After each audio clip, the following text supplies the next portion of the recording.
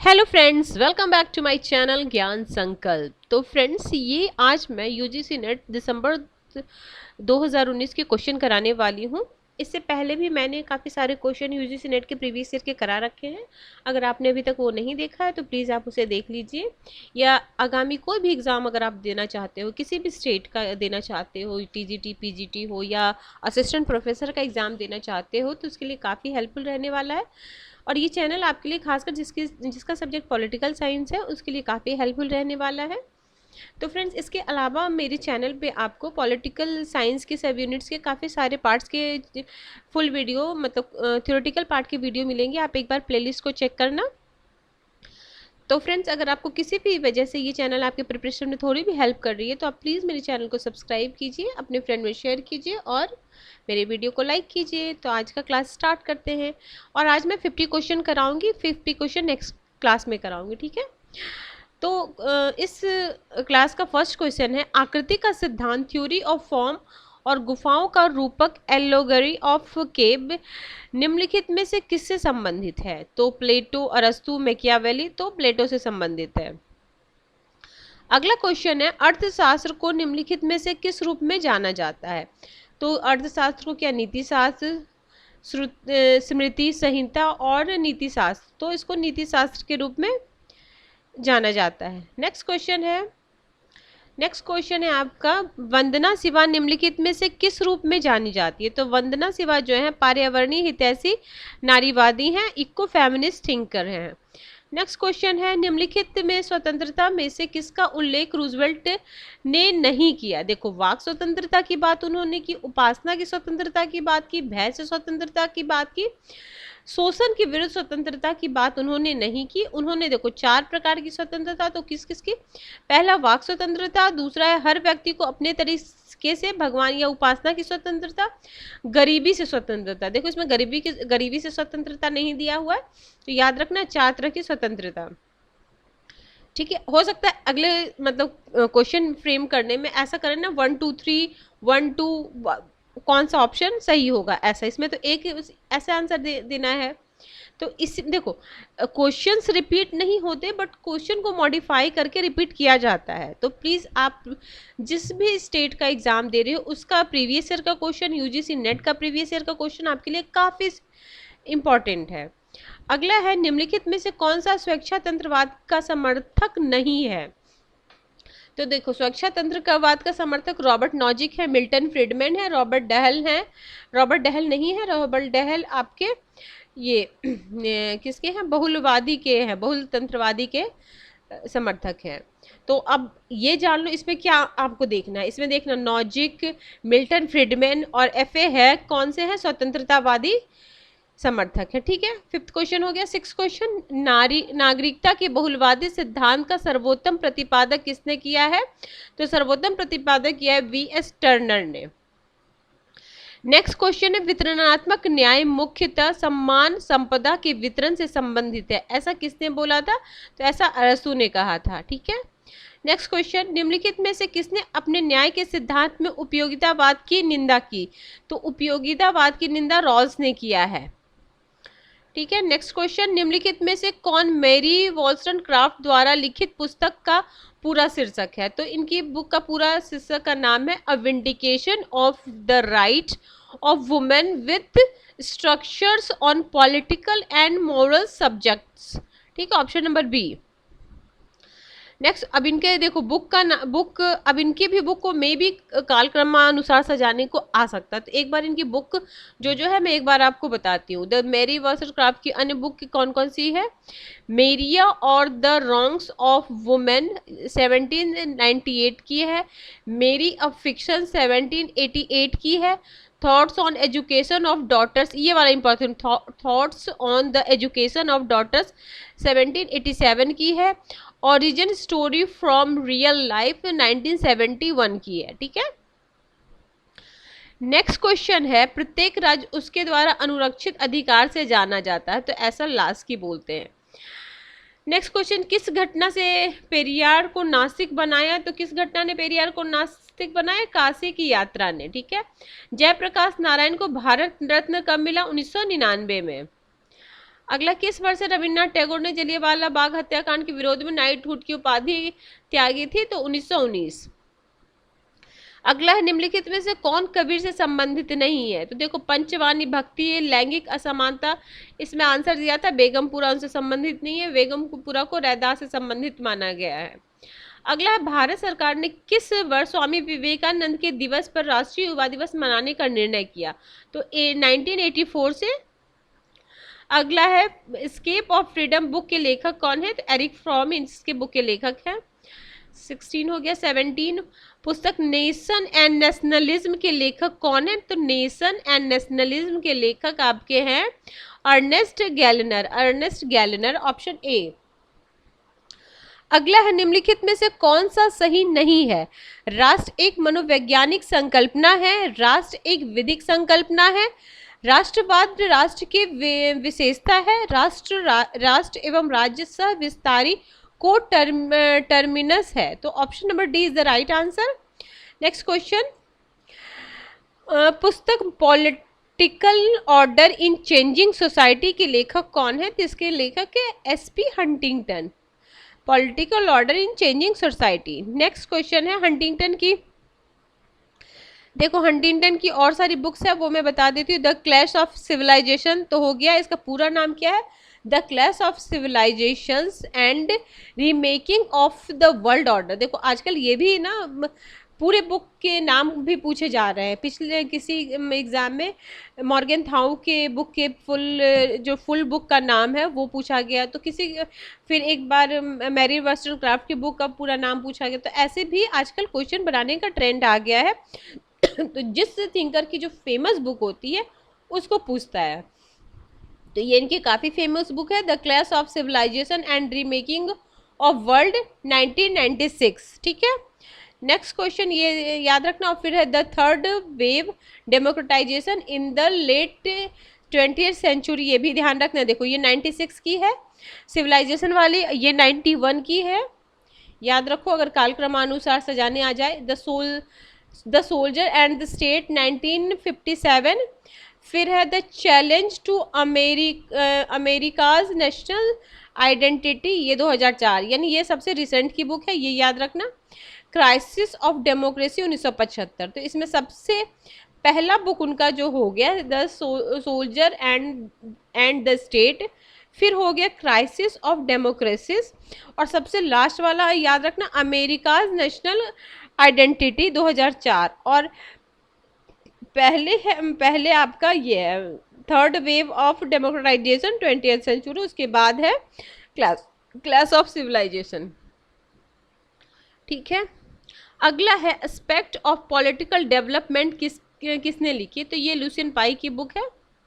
अगला क्वेश्चन है AJ. Almond के अनुसार सजातीय संस्कृति अपेक्षाकृत किसमें पाई जाती है? तो ये विकसित देशों में पाई जाती है।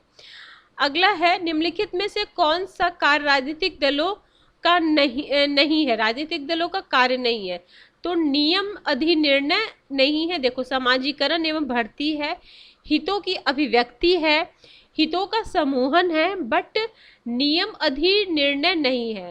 इसको थोड़ा सा मैं एक्सप्लेन कर दे रही हूँ। नियम अधिनिर्णय का कार्य राजनीतिक दलों का नहीं है। आलमंड के द्वारा प्रदान किए गए संरचनात्मक क्रियात्मक विश्लेषण में निर्गत कार्यों के अंतर्गत नियम अधिनिर्णय का कार्य न्यायपालिका का है, जबकि राजनीतिक दलों का कार्य आगत के अंतर्गत आता है, जिसे हित समूहन कहते हैं। इस प्रक्रिया के अंतर्गत विभिन्न समूहों की मांगें एकजुट कर दी जाती है ताकि वे राजनीतिक सत्ताधारियों का ध्यान आकर्षित करने के लिए अधिक प्रभावशील सिद्ध हों।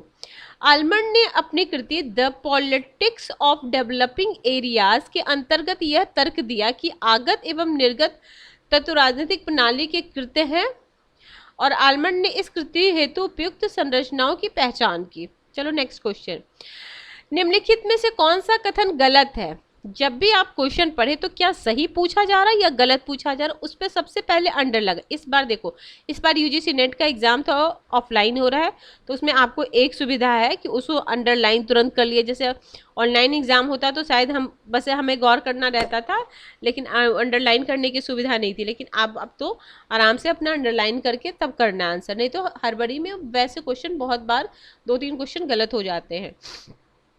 देखो, वैश्वीकरण का तात्पर्य अर्थव्यवस्था एवं अंतर्राष्ट्रीयकरण है। वैश्वीकरण बाजार अर्थव्यवस्था पर बल देता है। वैश्वीकरण अर्थव्यवस्था की निगरानी के लिए अंतर्राष्ट्रीय संस्थाओं का बढ़ावा देता है। वैश्वीकरण संकीर्ण संस्कृति को बढ़ावा देता है। तो ऑप्शन नंबर डी, वैश्वीकरण संकीर्ण संस्कृति को बढ़ावा देता है। नेक्स्ट क्वेश्चन है, निम्नलिखित में से किसने society for right to die with dignity का गठन किया? तो ई मीनू मसानी ने। कौन सी? Society for right to die with dignity. और देखो, इसको मैं एक्सप्लेन कर दूं। देखो, Minoo Masani society for right to die with dignity 1981 का गठन मुंबई में किया। इस समूह ने ऐच्छिक मृत्यु का समर्थन किया। मीनू मसानी ने जयप्रकाश नारायण के साथ मिलकर 1934 में कांग्रेस सोशलिस्ट पार्टी का भी गठन किया। उन्होंने वर्ष 1942 में भारत छोड़ो आंदोलन के दौरान जेल गए थे और बाद में मुंबई म्युनिसिपल कॉरपोरेशन के मेयर बने। ठीक है, आगे है 1948 में मीनू मसानी ब्राजील में भारत के राजदूत नियुक्त हुए। मीनू मसानी गुजरात के राजकोट लोकसभा क्षेत्र से 3 बार सांसद बने। मीनू मसानी भारतीय लोकतांत्रिक समाजवाद की वैचारिक आधारशिला रखने वाले चिंतक रहे।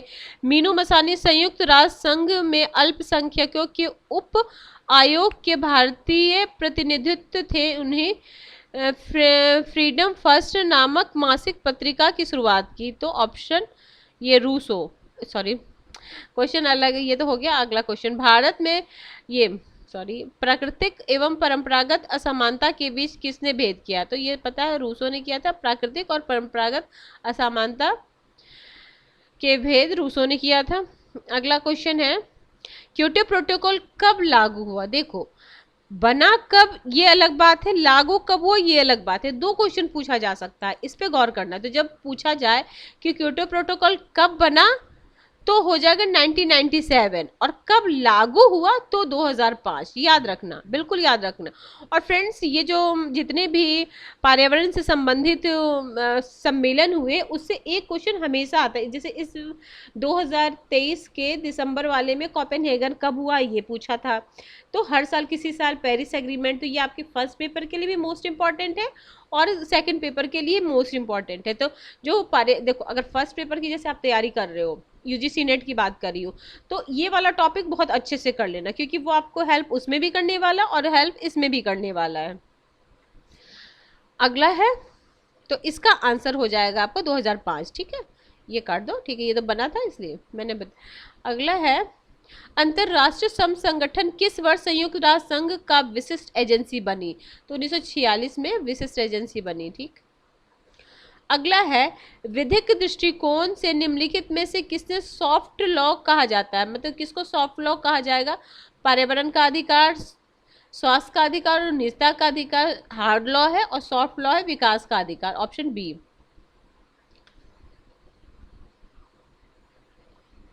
ठीक है, अगला क्वेश्चन है, यूनेस्को की स्थापना कब हुई है? तो यूनेस्को की स्थापना 1945 में हुई है।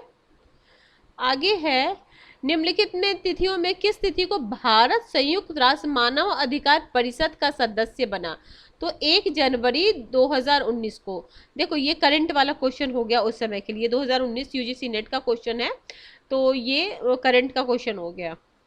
तो देखो, संस्कृतिकरण सबसे पहले किसने क्वाइन किया? तो ये है किए हैं क्वाइन श्रीनिवासन। ठीक है, ऑप्शन नंबर ए।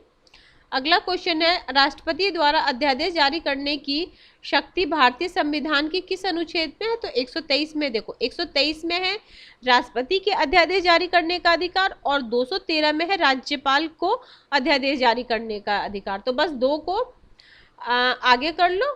213 हो गया राज्यपाल, 123 है राष्ट्रपति। अगला है, राष्ट्रपति की शक्ति के संबंध में निम्नलिखित में कौन सा कथन सही है? तो वे क्षेत्रीय जोनल परिषद की बैठक की अध्यक्षता करते हैं। सही पूछ रहा है, नहीं। वे अंतर्राज्यीय परिषद के अध्यक्ष है, नहीं। वे निर्वाचन आयोग की अनुशंसा पर अनुच्छेद 102 के अंतर्गत किसी संसद सदस्य को अयोग्य घोषित कर सकते हैं। ये सब प्रधानमंत्री है, ये राष्ट्रपति का अधिकार है। वे अपने विवेक के अनुसार राष्ट्रपति राष्ट्रीय आपात की घोषणा, नहीं। जब तक प्रधानमंत्री उनको ना बोले तब वो करते हैं राष्ट्रीय आपात की घोषणा, ठीक है। तो ऑप्शन सिर्फ सी सही होगा।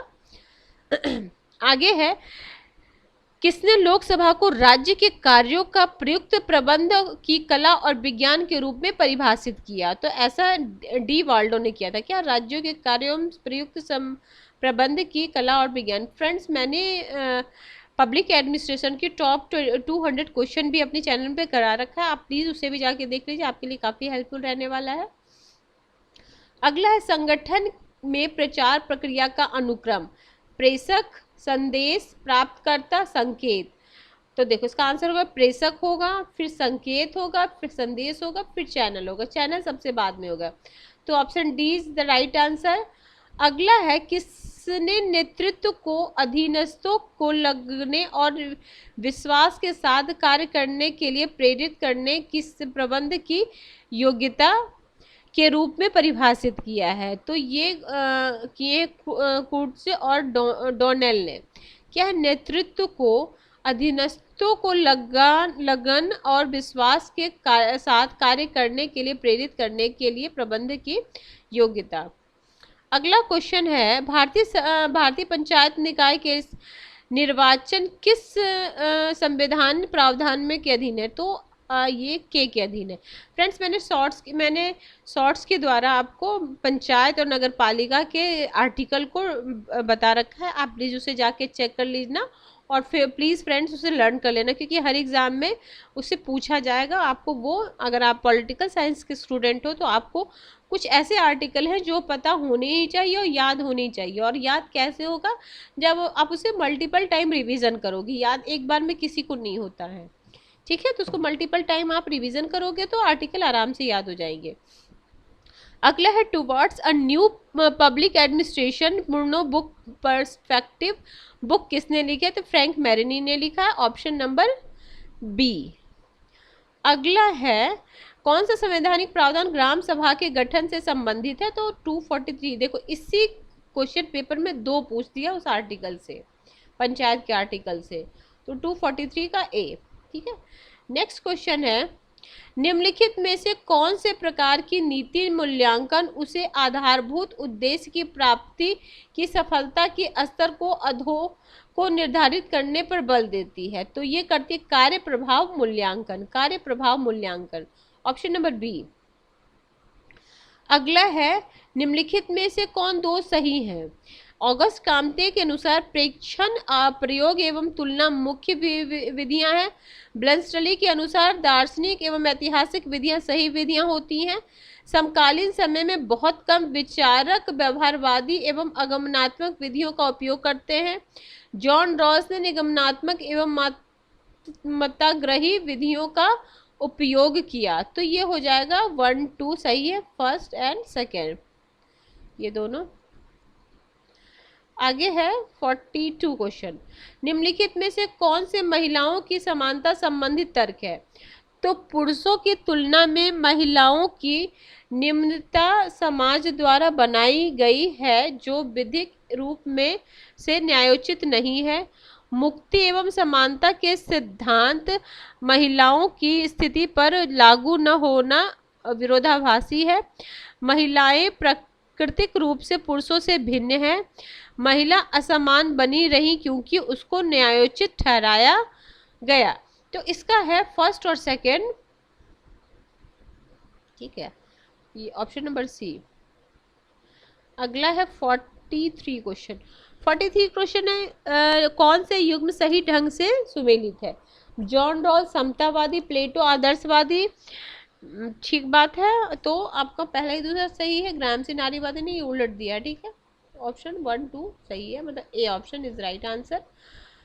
अगला है, आगमनात्मक विधि को अंगीकार किए जाने संबंधित निम्नलिखित में से 2 विकल्प सही हैं। तो आगमनात्मक, देखो प्लेटो को तो सबसे पहले हटा दो कि प्लेटो ने निगमनात्मक विधि का प्रयोग किया था। तो फर्स्ट हट जाएगा, तो फर्स्ट अगर हट जाएगा तो आपका आंसर आ जाएगा ऑप्शन नंबर सी। 45, प्लेटो के अधिकारों की तुलना में कर्तव्यों पर अधिक बल दिया। ठीक है, प्लेटो ने अधिकारों की तुलना में कर्तव्यों पर अधिक बल दिया। ठीक है, उसका आदर्श राज केवल एक विचार था, न कि वास्तविकता। ठीक है, वह नारीवादी नहीं उन्होंने उसने वर्ग राज्य की बात कही। तो इसका आंसर हो जाएगा वही फर्स्ट और सेकंड, क्योंकि वो नारीवादी थे भाई। उन्होंने, जैसे प्लेटो ने नारी को नहीं मतलब नारी की बातें नहीं की, वो नारीवादी नहीं कहे जा सकते। सॉरी, अरस्तु, क्योंकि अरस्तु ने नागरिक में नारी को नहीं माना है। अरस्तु ने नागरिक में, देखो, नारी, बूढ़ा, बच्चा, विदेशी और दास, इसको नागरिक नहीं माने हैं। तो और प्लेटो ने ऐसी नहीं, उन्होंने शिक्षा में भी नारी के लिए भी बोला था। अगला, निम्नलिखित में कौन से लेखक इटली से हैं? तो फ्रेंड्स, मैंने ये टॉपिक भी बहुत अच्छे से अपने चैनल पे करा रखा है, आप देख लेना। कंपैरेटिव पॉलिटिक्स की क्लासेस मैंने लगभग यूजीसी नेट के सिलेबस के अकॉर्डिंगली कराया है, तो आप एक बार चेक करना, आपके लिए काफ़ी हेल्पफुल रहेगा। तो इसमें से कौन से है फर्स्ट और सेकेंड? ये पेरेटो और मोस्का, ये दोनों इटली के हैं। अगला है, अगना सूत्र किससे संबंधित है? जीवन की उत्पत्ति, समाज व्यवस्था एवं जाति की उत्पत्ति, धर्मनिरपेक्षता की उत्पत्ति। तो ये फर्स्ट और सेकंड ही हो जाएगा, ऑप्शन नंबर सी, ये दोनों नहीं है, थर्ड फोर्थ। अगला है, राम मनोहर लोहिया किसके विरोधी थे? तो राम मनोहर लोहिया तुम्हारे पूंजीवाद के विरोधी होंगे, ऑप्शन नंबर ए। अच्छा, इसमें ऐसा देना, ठीक है, तो 1 और 2 हो जाएगा, ए और दूसरा क्या, साम्यवादी। ठीक है, ए और ये। अगला है 49 है, निर्वाचन आयोग के बारे में निम्नलिखित में कौन सा अभिकथन सही है? उसकी नियुक्ति राष्ट्रपति द्वारा की जाती है, उन्हें उसी जैसे सर्वोच्च न्यायालय के न्यायाधीशों को। अगला है, मुख्य न्यायाधीश की संस्तुति के आधार पर ही उसे राष्ट्रपति द्वारा हटाया जा सकता है। चौथा है, उनके पद का कार्यकाल 6 वर्ष और 65 वर्ष की आयु का होता है, जो भी पहले हो। तो इसमें से कौन सा सही है? तो इसका ये वाला नहीं होगा, बाकी 1, 3 और 4, 1 ये वाला नहीं होगा, बाकी तीनों हो जाएगा। आज के क्लास का लास्ट क्वेश्चन है, निम्नलिखित अभिकथनों में से कौन कथन कल्याणकारी राज्य की परिभाषा के बारे में सही है? कल्याणकारी राज्य की परिभाषा के बारे में देखो, यह एक ऐसा राज्य है जो अपने नागरिकों को विस्तृत स्तर पर सामाजिक सेवाएं उपलब्ध कराता है। ठीक बात। यह एक और साम्यवाद तो दूसरी ओर अनियंत्रित व्यक्तिवाद के बीच समझौता है। ठीक बात। कल्याणकारी राज्य किसी भी प्रकार के मनोवोचित एवं प्रगतिशील समाज के लिए एक आदर्श स्थापित करता है। ठीक। कल्याणकारी राज्य निजी क्षेत्र के उत्प्रेरकों को हटाए बिना जीवन निर्वाह के न्यूनतम स्तर की गारंटी देता है। तो इसका है आपका सारा 1, 2, 3, 4 सारा आंसर सही है। आगे ठीक है फ्रेंड्स, तो आज मैं 50 क्वेश्चन करा रही हूँ, अगले क्लास में मैं 50 क्वेश्चन और करा दूंगी। तो फ्रेंड्स, अगर आपको किसी भी वजह से ये चैनल हेल्पफुल लग रहा है, अगर आपकी प्रिपरेशन में थोड़ी भी हेल्प कर रही है, तो आप प्लीज़ मेरे चैनल को सब्सक्राइब कीजिए, मेरे वीडियो को लाइक कीजिए, अपने फ्रेंड में शेयर कीजिए। Till then bye bye, see you in next video.